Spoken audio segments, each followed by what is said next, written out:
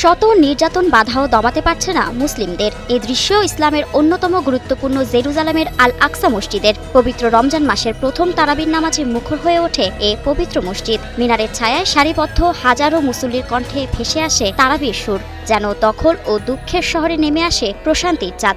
আটক করা হয়েছে আল আকসার ইমাম শেখ মোহাম্মদ আল আব্বাসিকে। ইসরায়েলি বাহিনীর কঠোর নিরাপত্তা আর উত্তেজনার মধ্যেও প্রথম তারাবির নামাজ আদায় করতে জড়ো হন হাজার হাজার ফিলিস্তিনি মুসলমান। তাদের উপস্থিতিতে মসজিদ প্রাঙ্গণ কানায় কানায় পূর্ণ হয়ে ওঠে। ইসরায়েলি কর্তৃপক্ষের কঠোর নিরাপত্তা, গ্রেপ্তার অভিযান এবং ধর্মীয় ব্যক্তিত্ব ও কর্মীদের ওপর আরোপিত সাময়িক নিষেধাজ্ঞার পটভূমিতে এই নামাজ শুধু ইবাদত নয়, বরং নীরব প্রতিবাদ।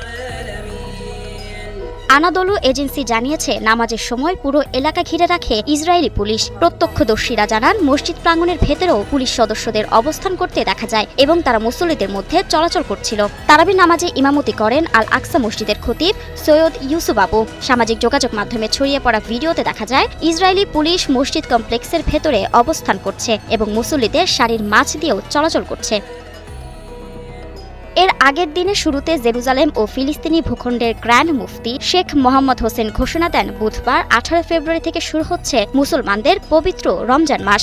তিনি বলেন, ইসলামী শরীয়ত অনুযায়ী রমজানের চাঁদ দেখা গেছে এবং বুধবারই রমজানের প্রথম দিন। উত্তেজনা উপেক্ষা করেই এদিন পূর্ব জেরুজালেমের পুরনো শহর আল আকসা প্রাঙ্গণ ও আশেপাশের এলাকায় ইবাদতের জন্য একত্রিত হন ধর্মপ্রাণ মুসলমানরা। একই সময়ে ইসরায়েলি কর্তৃপক্ষ ধর্মীয় ব্যক্তিত্ব ও কর্মীদের গ্রেপ্তার অব্যাহত রাখে এবং অস্থায়ী নিষেধাজ্ঞা সহ কঠোর নিরাপত্তা ব্যবস্থা জোরদার করে।